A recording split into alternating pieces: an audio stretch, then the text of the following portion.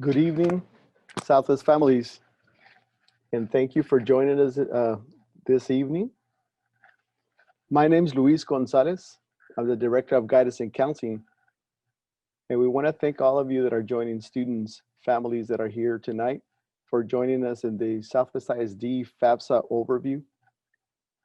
This evening, we will have some representatives from different locations, and so our panelist group, and we will be introducing our panelists in just a few minutes, but just so that you know, this evening we will have the FAFSA, but not only that, we also want to bring in Herb Jones, a representative who will be talking to our students and our families regarding the cap and gown for our seniors.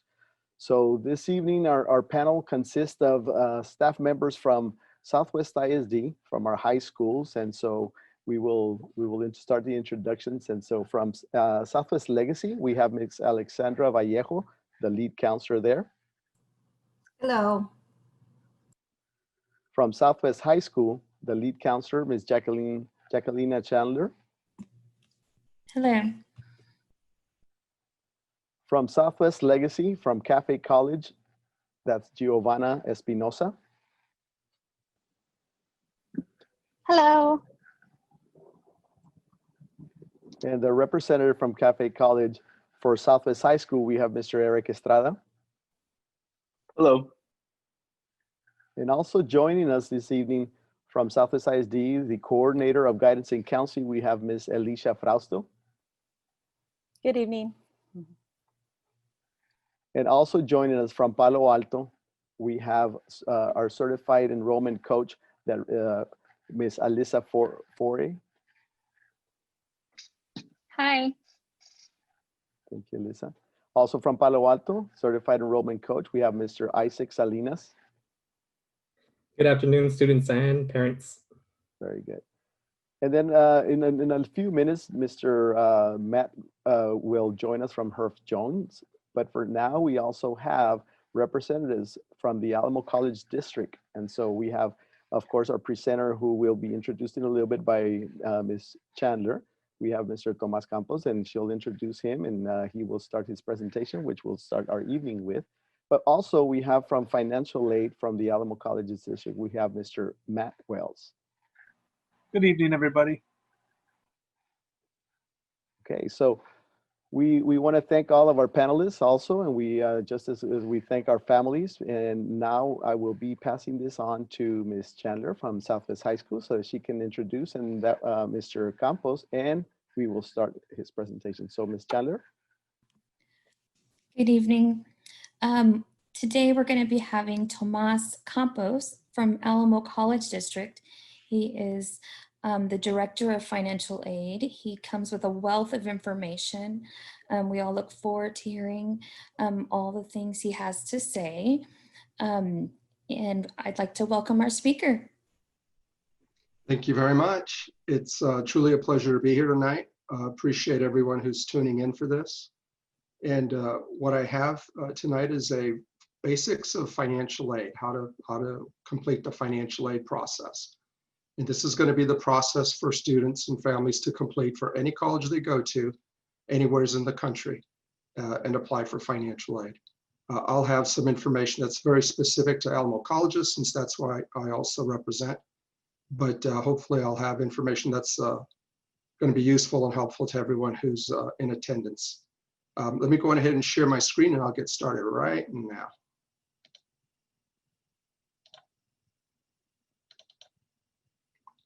Okay. I hope everybody right now has a full screen with the base that says the basics financial aid 101. If somebody would nod their head, I'd make sure I'm good to go. Okay, great, thank you. And so let's get started on how a student applies for financial aid. Right now, we're talking about the 2021-22 school year. So it's the 2021-22 FAFSA that we're completing. When students fill out a FAFSA, generally, we almost always have at least 2 years worth of FAFSAs in process.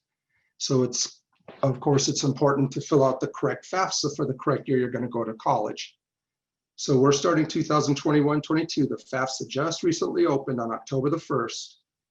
And students and parents who are completing the FAFSA will use the 2019 taxes. Just some priority date information for Alamo colleges. We have a priority date for FAFSAs for all students to complete all their documents by May 1 for the fall semester, November 1 if they're going to come in the spring. And Alamo Promise students, we have priority dates for them for the Savior Seat Applied Taxes of February 15th and March the 15th for the FAFSA or for the TASFA. I'll mention the TASFA real quick right now. The TASFA acronym stands for Texas Application for State Financial Aid. Students who are undocumented citizens here in Texas can apply for financial aid using that form. The FAFSA form, I guess I should have done that earlier, that's the free application for federal student aid. And the key word in that is free. So nobody should ask you if you're going to do it on your own, then of course it's free, it takes your time, I suppose.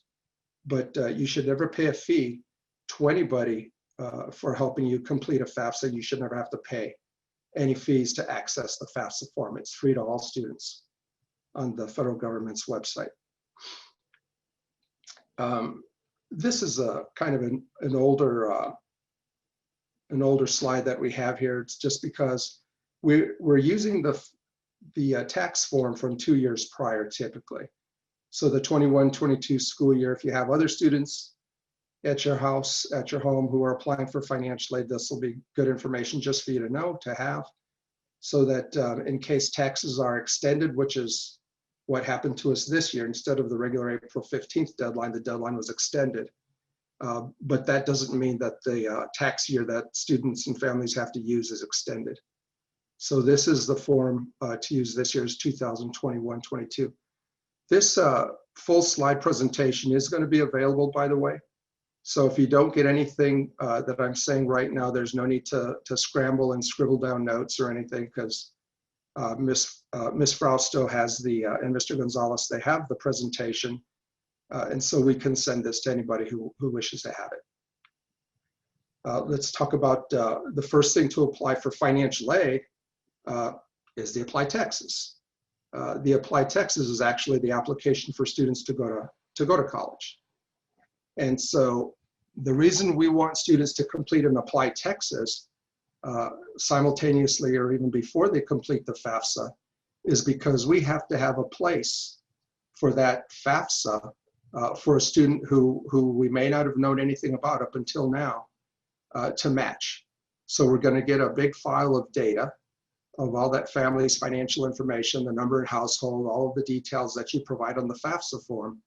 But we want to make sure that we match the correct student to the correct financial data that is being provided by the family. So the Applied Taxes is your application to go to college, and the FAFSA, of course, is your financial aid application process. So the names have to match.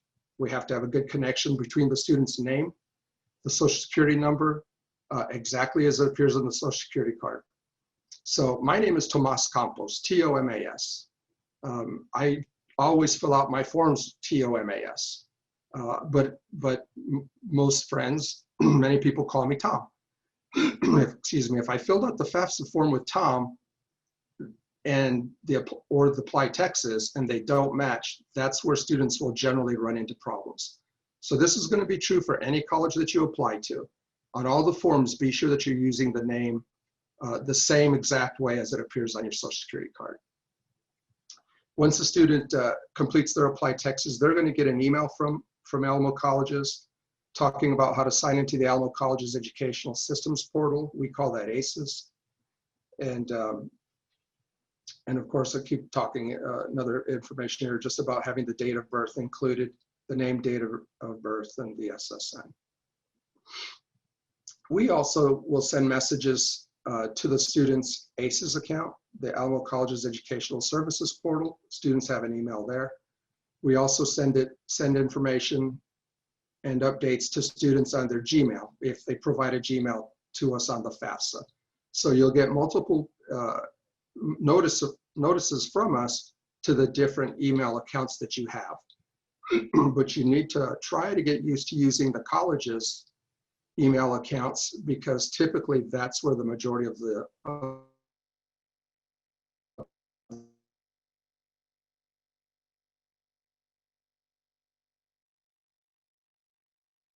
we have that one for you. We created it.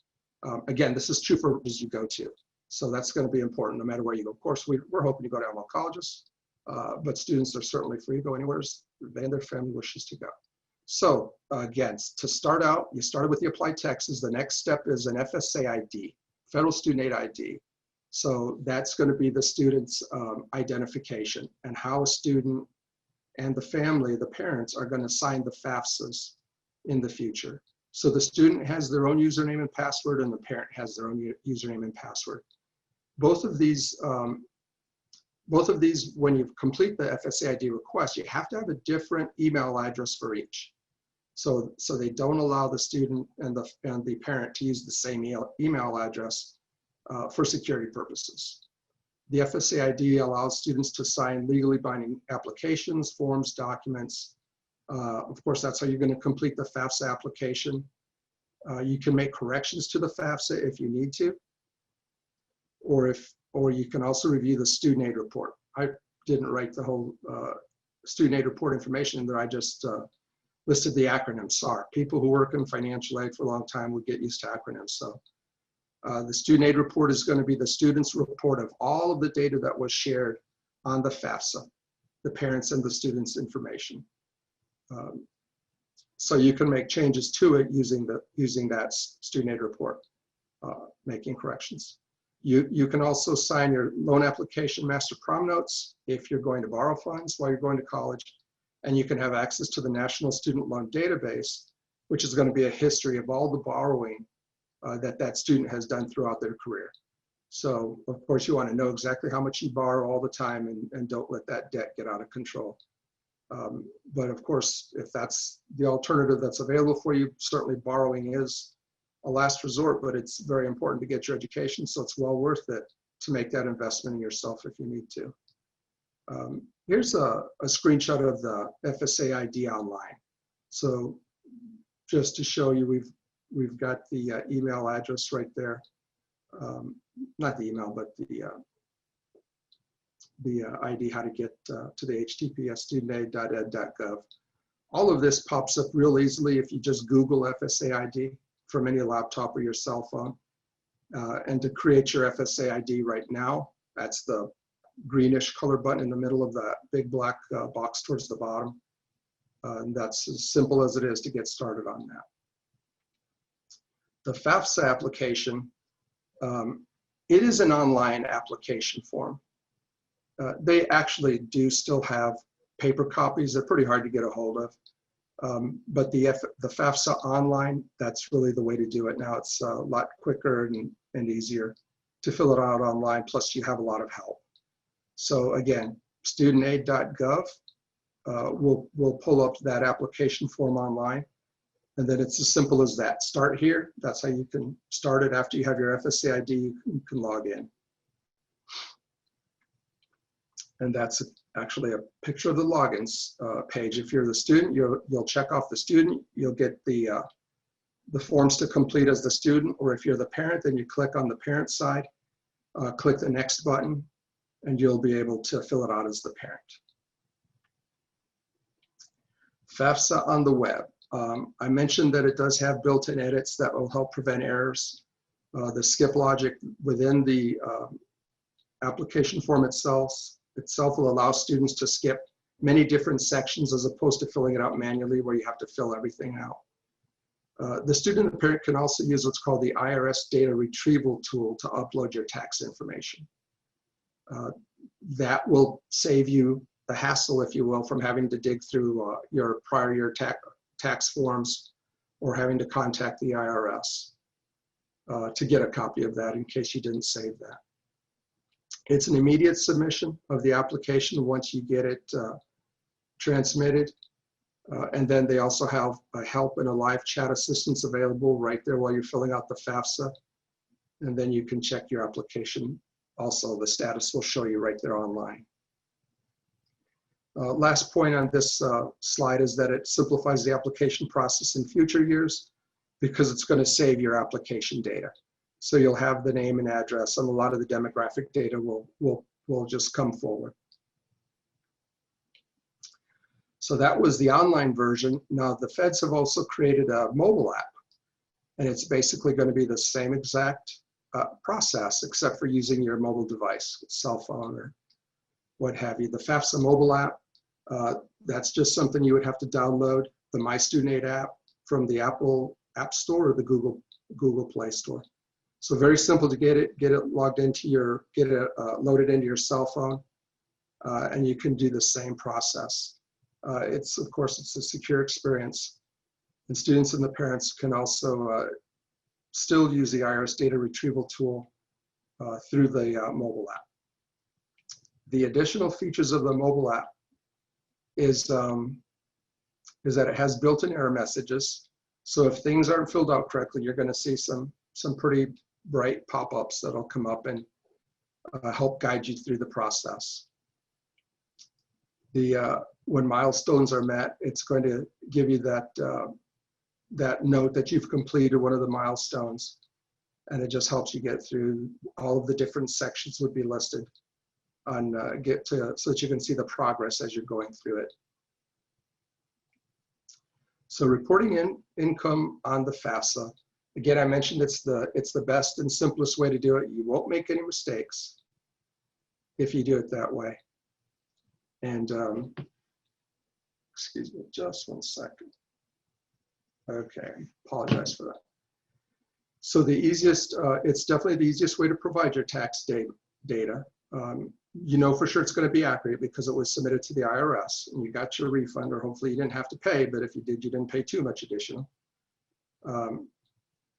The key points to get the data in there accurately, of course, is you have to use your name. You have to enter the name this exact same way you filled out your taxes. So again, in my case, I can't put Tom Campos on here. I have to put Tomas because that's how I put my name on my tax form. And then I have to remember my home address. Okay, I got that one down.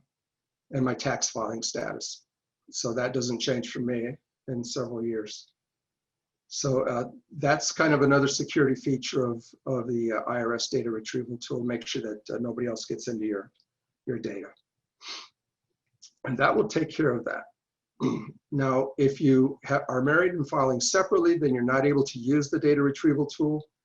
If you're married and file as a head of household, if you have amended tax returns, or if you file taxes in Puerto Rico or foreign tax returns, then you're not able to use the IRS data retrieval tool. So just a couple points though that I wanted to point out. So the next item that we're going over is just the school code search. The federal school code, every college in the country has a federal school code that the students must use to fill out the FAFSA with, and that's going to send, that school code is the one that's going to receive your data.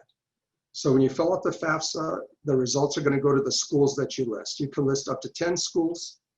So if you have universities and private universities and all the other various colleges that you're thinking of, be sure you always include the school, in your hometown, because certainly something could happen before the end of your senior year, and you can't leave town after all if you're planning to go to Texas, or if you want to go out of state to a college out of state.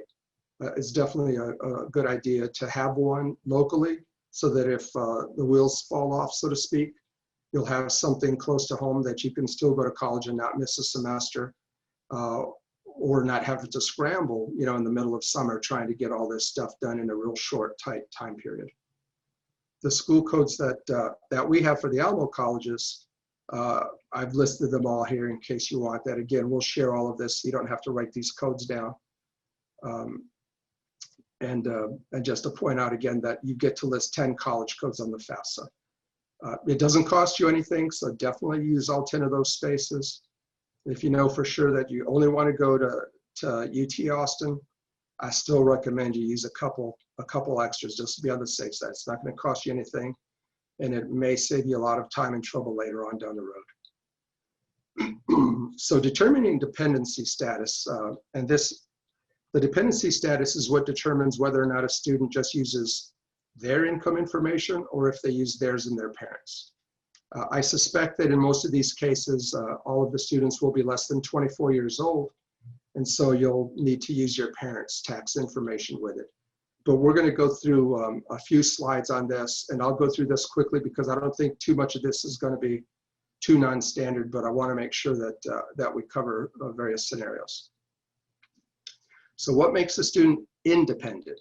So if I'm older than 24, if I'm 24 or older, I should say, or if I'm married, if I'm a graduate student, if I'm active duty military, or if I'm a veteran, then I'm independent, meaning I only use my own income tax information. Let me point out that on the FAFSA form, they're going to ask this question if you're a graduate student, graduate or professional.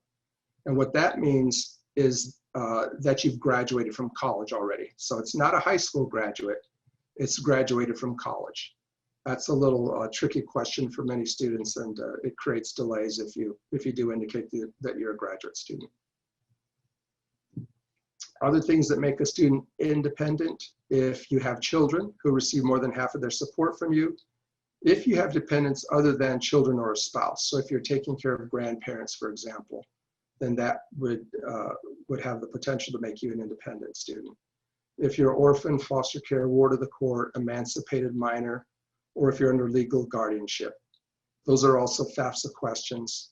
And if you did check one of those, then the FAFSA would automatically process you through as an independent student, independent of your parents for financial support.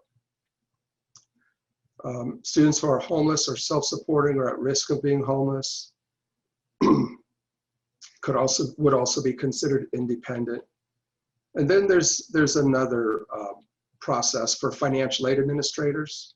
So if you have some sort of a scenario at home, then the college folks, the college financial aid offices, may be able to deem you as an independent student, independent of your parents, for financial support. And we'll go through another example of that a little farther down.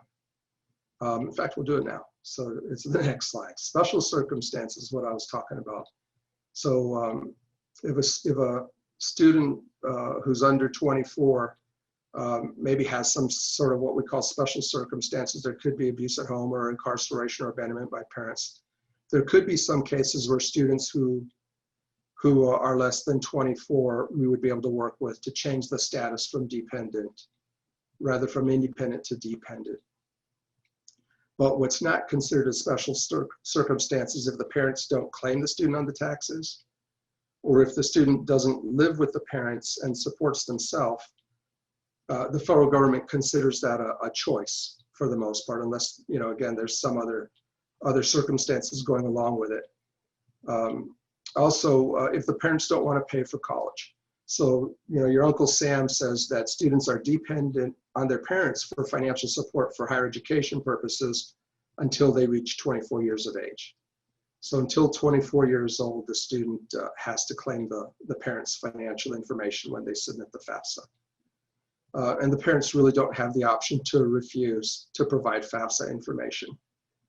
There is a selection called parent refusal, and that will just allow a student to get through the process, but it doesn't allow the student to qualify for financial aid, but it will allow the student to qualify for what's called an unsubsidized student loan. So, there's an unsub loan, and we'll talk more about subsidized and unsubsidized loans just quickly later on in the presentation. Next slide. For a student who is pursuing a special circumstance, there will be documentation required, just so you're aware. Teachers, social workers, members of the clergy, court systems, or law enforcement. Those are some of the typical documentations that students will provide if we're going through that process with them. So that was a dependency override. There's another special circumstance called an income reduction. And that's probably something that we're going to be dealing with a bit more in this next year or two, perhaps. And that's where the financial aid administrator, we have the authority to change income reported on the FAFSA. So instead of using the 2019 tax return information, even though you would actually still file using, if you had if a parent or if you lost your job, especially if it was due to COVID, then there's ways that we can recognize that lost income in the application process.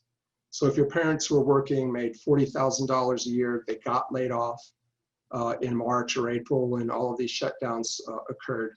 And now, they may only be able to make 20, 25, 15,000 a year, who knows? That's definitely something that we can recognize in the financial aid process. A student has to go through the full process first, and then you would just need to let the financial aid office at the college that you're going to go to, let them know, and then they will work with you to get those types of adjustments made on the FAFSA. Again, everything that I'm talking about is applicable not only to Alamo colleges, we're the 5 community colleges, but it's applicable to all colleges and universities in the country. The same federal regulations that I'm kind of bringing into this presentation apply to everybody. So income reductions can be due to death of a parent or spouse, loss of job, or layoff in the case of the example I was just giving. And really what we're looking for is probably about a 25% reduction in the income threshold.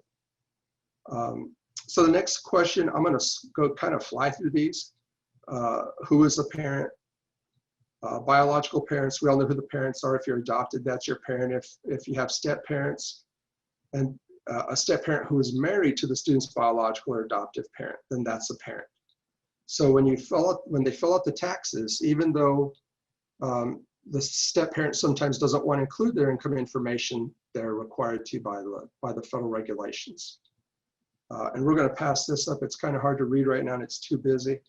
But again, you're going to get this whole slide, and we'll be happy to provide more information about some of these in detail. If you have questions, we're going to have an email address at the very end of this presentation that you can send in much more detail. Of course, you have that option now if you're following that process, but we'll also have another option for you later. So who is not a parent? We talked about who your parents are. Now, foster parents are not parents. Legal guardians who have not adopted the student. And this is who is the parent for purposes of filling out the FAFSA, the income. Relatives, including your grandparents who have not adopted the students. So they're not your parents, so you wouldn't use grandparents' income information on the FAFSA. And I mentioned step parents who have not adopted the student and who would be the only person providing parental information. Okay, so let's go through some common FAFSA mistakes.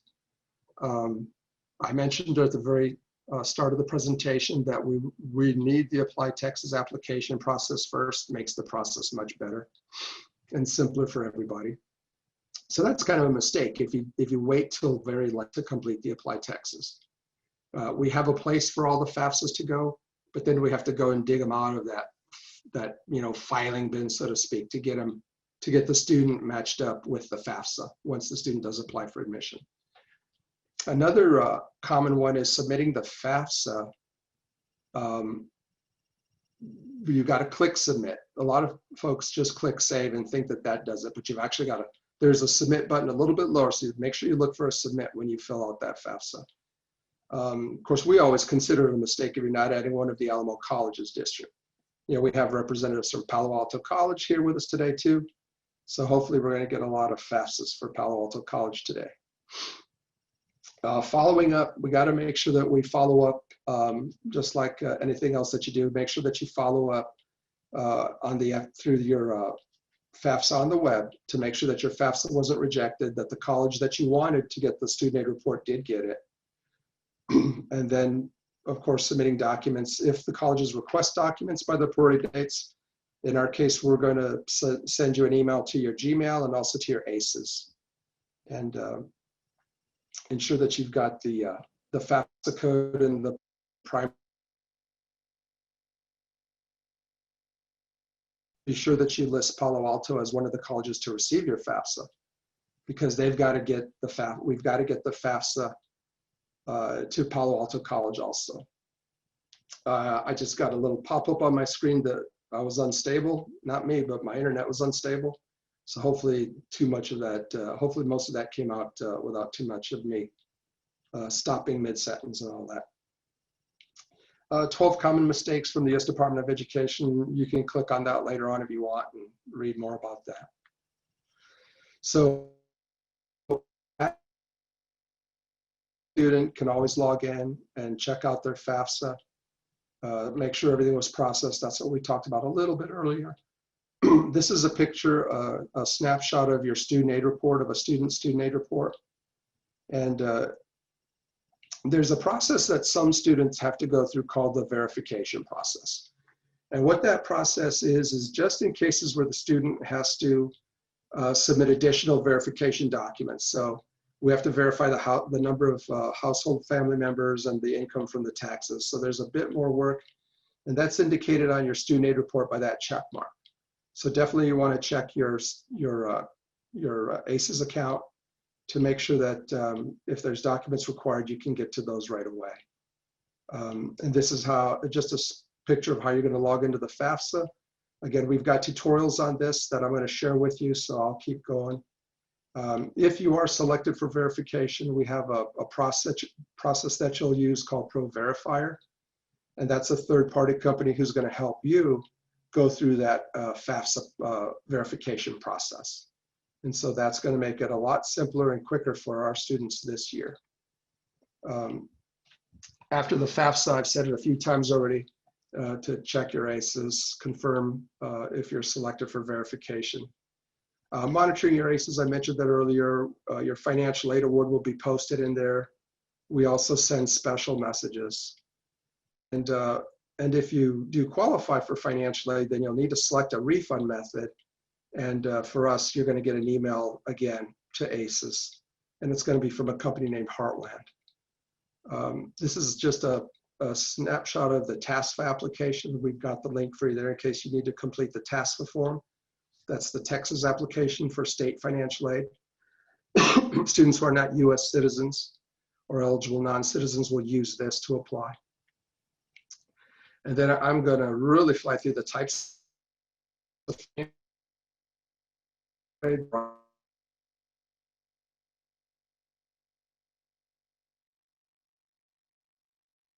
The good thing about work study is that our pay rate at Alamo Colleges is $12.50 an hour.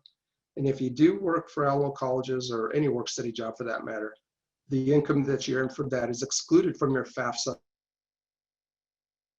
on the next year that you apply for financial aid.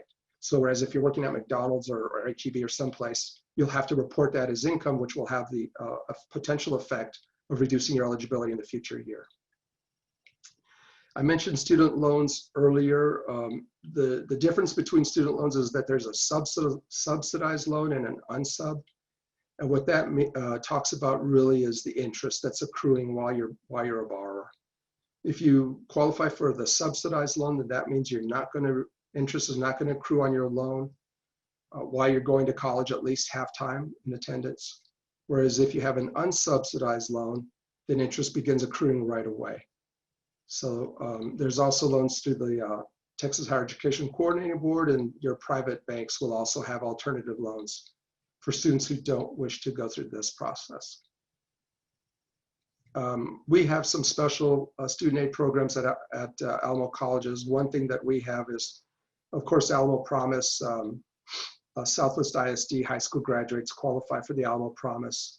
We're again working with the Phase 1 high schools again this year. The FAFSA and the TASFA forms are already available, and I think we'll be working with the Save Your Seats and all of that rest of the application process beginning soon here, I hope. And then this is just some information on our financial aid webpage and some FAQs. We've got some tutorials, and that's coming up again right here. Some tutorials for the FSA ID and some videos. And then more of that again. I mentioned earlier that we'll share all of this, and that's pretty much the presentation.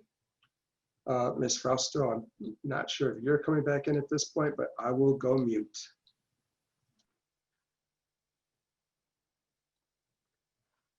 Thank you. Yes, thank you, Mr. Campos. And so right now, let me look at a couple of the questions. So the first question is, do I have to create an Apply Texas application before processing my FAFSA application? I'll answer the first question, then I'll rely on Matt to answer the rest. Since I've been talking for 20 minutes or 25 minutes or so, my throat's a little dry here. But it's a good idea. You don't have to. But it's definitely best for you to have the Applied Texas and the application process started with the colleges, so that when your FAFSA data does come in, we can match your FAFSA to you. If you're not admitted already, then your FAFSA is going to go into a place where we just hold the applications, an electronic file, and then we're going to have to go and match it out manually later on. So definitely that's the best way to do it, is to do the Applied Texas first, then we can match it and we're good. And it'll potentially save some time and effort with us having to load that and delay the application process. Okay, so another question from the audience is, do I fill out the 2020-2021 FAFSA form or the 2020-2021-2022 FAFSA form? So you're going to want to complete the 2021/2022 FAFSA form, and then you'll be good to go. The only way if you wanted to do summer school after you graduate and do summer school semester before you start, then you would want to do both. But for most of you, it will probably just be 21/22. Great, thank you. Okay, the next question. Do I have to create a new Applied Texas application if I'm a current dual credit student? Yes, you will. The enrollment people know more about this than me, but you'll want to complete a brand new application and as a new student, essentially.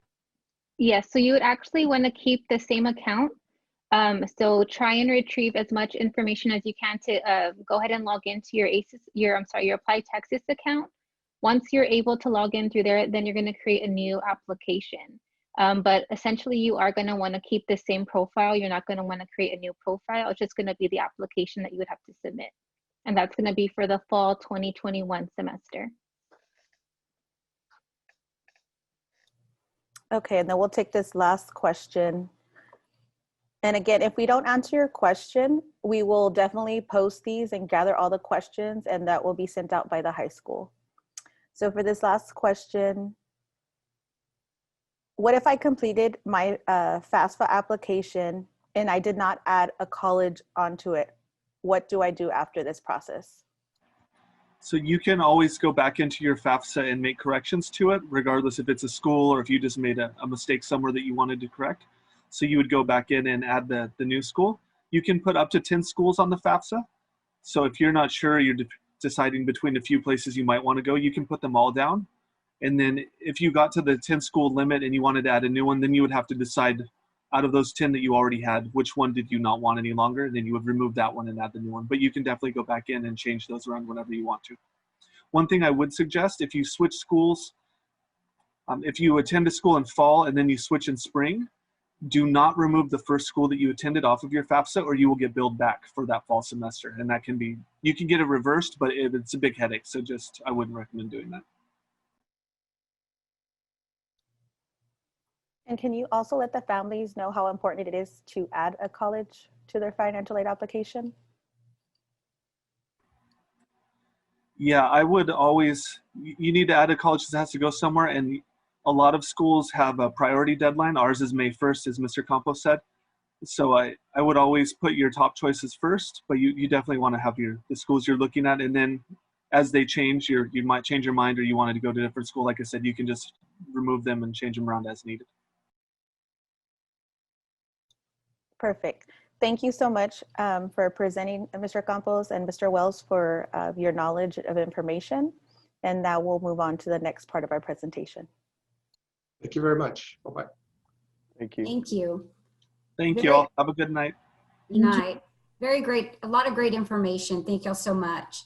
And as Ms. Frosto mentioned, students and parents, if you still have questions or if your question did not get answered, we will make sure to get that information to you. There are several people on campus that are working with students, seniors especially, through this process. So our next presenter is from Herff Jones, and I know y'all have been anxiously waiting to hear about graduation. And so Mr. Matt Grotchett is going to talk to y'all about caps and gowns and any other questions that y'all might have. So I'd like to welcome Matt.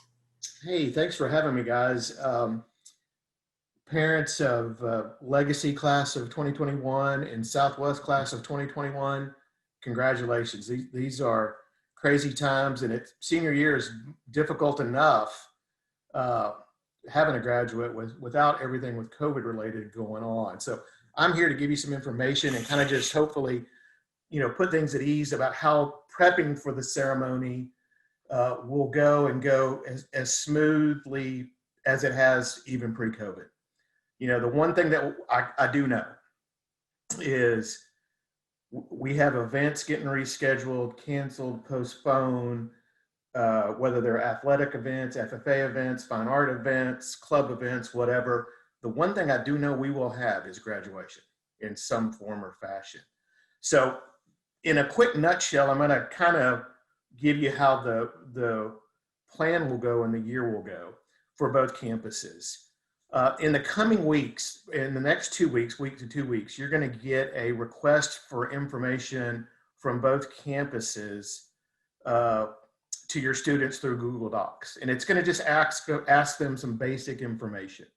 Basically, student name, height, weight, whether you need a regular cap or XL cap for your graduation materials, and that'll be it. And what that's going to do for us is help me make sure that I've got your son's or daughter's graduation regalia inventory in my office here in San Antonio. Why is that important? Well, when COVID hit back in this last spring, it hit the entire nation and our plants got shut down that produce these products. And I want to make sure wherever we go, we've got that here in San Antonio, and we're not relying on other parts of the country way ahead of time. After that, in the coming probably 2 weeks out, both campuses will receive their own virtual presentation on the whole product line: graduation announcements, caps and gowns, senior rings if you haven't taken advantage of that yet, proud parent items, and all the steps that go along with ordering those. At this point right now, we're going to try to do most of this virtually or online because it doesn't appear that we'll be able to do the normal thing where we'd be set up on campus during the ordering process. We will still provide both campuses with traditional packet information like we would in past years. And then we'll kind of see how the process goes and where COVID takes us to see what we can do going forward. So the online process, it's getting set up to be really good, really easy to do. Secondly, you're always welcome to come to our office on Broadway.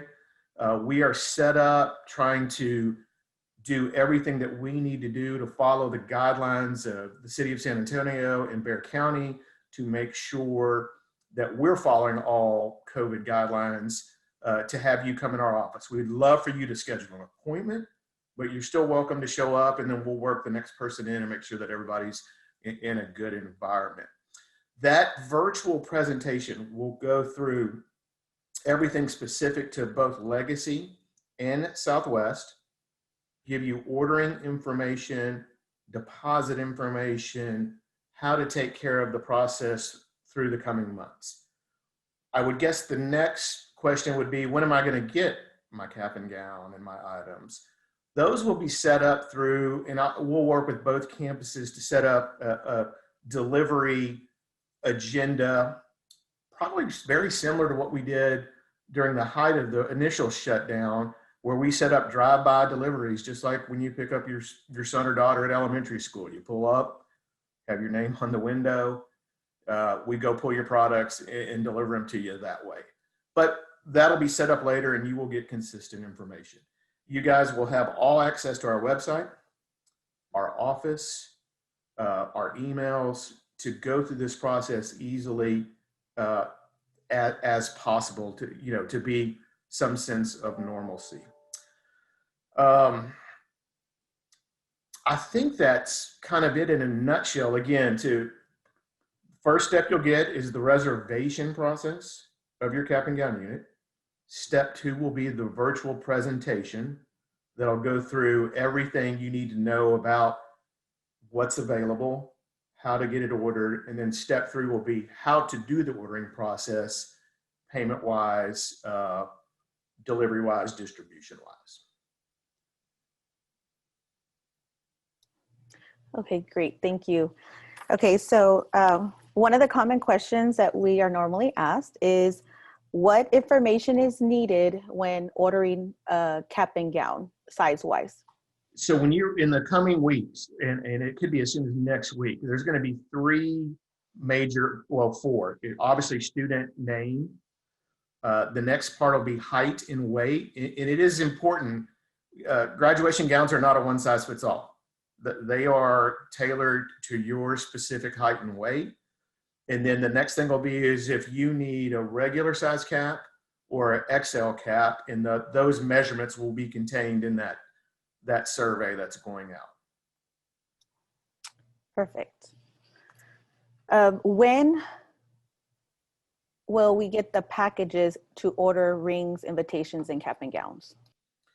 So right away, once the virtual presentation goes out, which will contain the entire packet of information through email, I will provide both campuses with the traditional physical packets as well. One of the things that's probably important right now is if you're trying to still get your senior their graduation ring, the site is open and ready to go as we speak. That's at www.gradtogo.com. That's GRADTOGO.com. You'll go in, it'll take you to our website. You'll put in Southwest or Legacy. One thing that is, if you're at Legacy, make sure you put city as Von Ormy, not San Antonio, because it's based on where your school is located. And then you'll get everything specific to your campus. And that ordering process can start right away.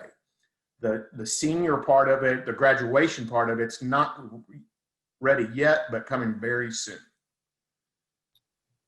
The next question is, can I borrow a cap and gown early for pictures?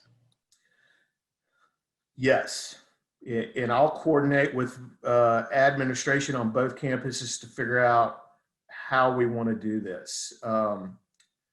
The challenge is going to be, do we want gowns moving from student to student? And I'm guessing not. So let me get that with both Mr. Black and Mr. Guidry and work out a plan on how to distribute the actual student's gown as quickly as possible.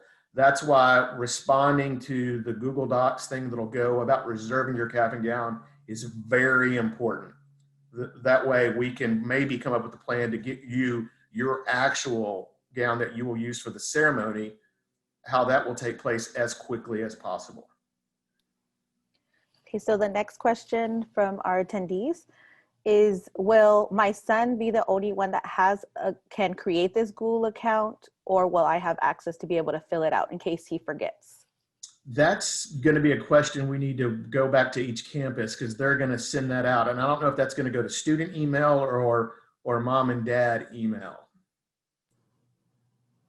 I can answer that question. It will go to student email. And so in order to access the Google Doc or the Google form, it would need to be through the student's email. Okay, so for the next question, if my son is growing, should it be recommended that we add an inch for his height? So the way the gowns work on height, they come in like a 5'10" to 6 foot range. So if you're on the low end, you'll be okay. If you're on the high end, I'd probably bump up to the next one. And if we get to delivery time and it doesn't fit just right, we're going to switch it for you, no problem at all. And can you go back over about what month will the cap and gowns be delivered to the high schools? So and again, I'm going to have to refer that back to the campus level. In the past, both Legacy and Southwest have decided we want gowns delivered on this day. COVID, with folks wanting to do pictures very early and have their gown that they don't have to go borrow, has us in a different time frame. So we are probably going to have to come up with an earlier distribution plan, but that has not been decided as of yet. Again, though, going back to that's why when you get this request from the school to give us that reservation information, it is imperative that it's filled out as quickly as possible. And then that way, my local office here in San Antonio can get that order into our plant, and then it's back in San Antonio as quickly as possible. So no matter what the rest of the school year brings us, we're ready to go. Perfect. Thank you, Matt, for being with us this evening and delivering this great information that I'm sure the parents and students are needing. Again, we just want to thank the families for being with us this evening. Just a reminder that the FAFSA application is currently available for all of our current seniors that are going to be graduating in June of 2021. Please make sure to contact Cafe College if you have any questions about financial aid. The high schools will be also sending out additional information about the Google Doc and to be answering some of these questions that we weren't able to answer this evening. We hope everybody has a great rest of the evening. Have a great evening. Bye. Matt, can you just say one more time, what is the website? We had some families asking where they can go online again. Yes, ma'am. It's www.gradtogo.com. That's GRADTOGO.com. Thank you. Yes. Well, thank you. I want to thank you. I want to thank all of the panelists that were here with us. I know that we had some that left a little early, but regardless. So families, please, as Ms. Frausto and as our team has said, reach out to your son or daughter's school, and you have a lot of people there that are willing to give you a hand and walk you and your kiddos through this process. We know it's not necessarily an easy process, but it's something that we are willing to be there for them and support them in any way that we can. So once again, we hope that you have a great evening. Thank you for the time.